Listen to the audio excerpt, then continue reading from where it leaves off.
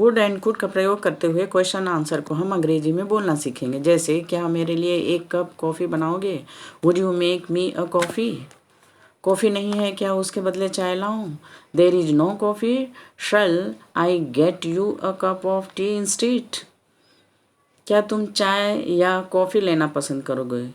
Would you like tea और coffee? कुछ भी चलेगा, इधर वुड डू फाइन। क्या तुम्हें थोड़ा और केक चाहिए? Would you like some more cake? हाँ, सिर्फ एक छोटा सा टुकड़ा। Yes please, just a small piece. क्या तुम्हें केक का एक और टुकड़ा चाहिए? Would you like another piece of cake? नहीं, अब संभव नहीं है। No really I couldn't possibly. क्या तुम और 1 हफ्ते इंतज़ार कर सकते हो? Could you wait for another week? कोई समस्या नहीं है। No problem, not a problem. क्या तुम मुझे स्टेशन पर छोड़ सकते हो? Could you drop me at this station? हाँ, बिल्कुल खुशी से। Sure, yes, certainly, oh with pleasure.